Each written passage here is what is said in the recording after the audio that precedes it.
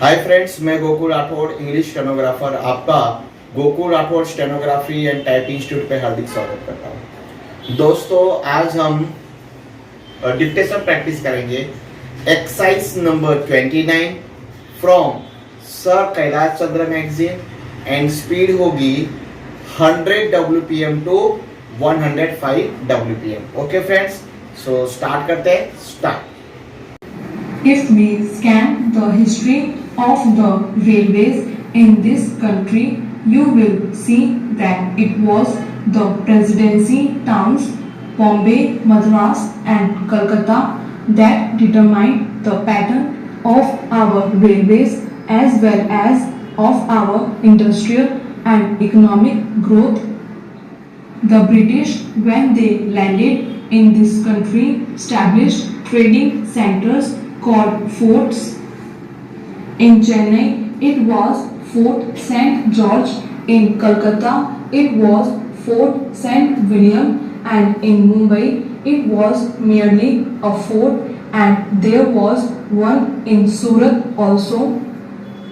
It is these trading establishments which determine the pattern of government, the pattern of administration, and every other pattern under the British regime. They constructed the railways, they established the industries, they located their armies with reference to these three presidency towns. This idea of the presidency towns determining the pattern of our social structure, industrial advancement, and the system of our railways still persists. That is the mental lag that is hampering the vision of the Planning Commission, the Railway Board and the Railway Ministry. Since once I happened to travel from London to Rome by train, another time I had to travel from Moscow to Leningrad by train. Now where did I find on the continent of Europe lines of varying breadth? It is all a uniform gauge. So is it in Russia. It may be 6 feet there. In America, in every industrially advanced country, you find that the gauge is uniform. This is very country which ruled us, namely the United Kingdom, had inside its border a uniform gauge, but they inflicted 3 systems of gauge on India. They thought that that would perpetuate what is called their domination, or in the negative sense that it would impede the industrial and economic growth of India. Secondly, it would make India always the customer and purchaser of lines and locomotives and rolling stock from the United Kingdom. In the old days, I am told it is the government which built the broad gauge line, and it is the private companies that took to this meter gauge and the narrow gauge. Though they may not have had the distinction of private and public sector in view then, it now appears that what the so-called public sector then did has been good, and what the private sector then did has been to our disadvantage. I would appeal to these agencies to introduce a uniform gauge throughout India. In this connection, it will be interesting to note the talk of the Honorable Railway Minister about the schools and primary schools, higher secondary schools and high schools for the Indian Railways. If you examine the previous speech of the Railway Minister and also the working report of the Railway Board, you will find that the same figure is repeated every year.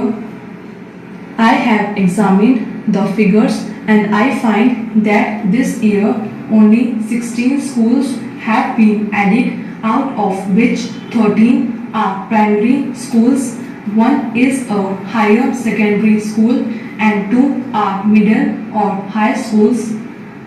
Instead of saying that they have been able only to provide 13 primary schools or one or two more high schools or higher secondary schools, the same figures are repeated in the speech.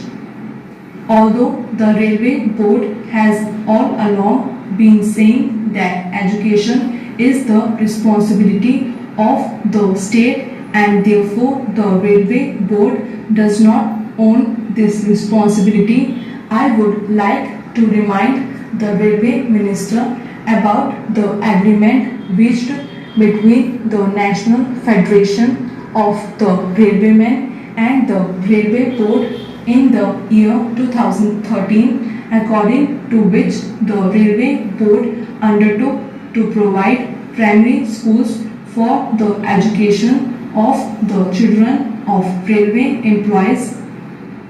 Sir, as I told you earlier, I had to say many things on the floor of this house, but I will conclude it with only one or two more observations. I will first deal with the labor relations on the Indian Railways.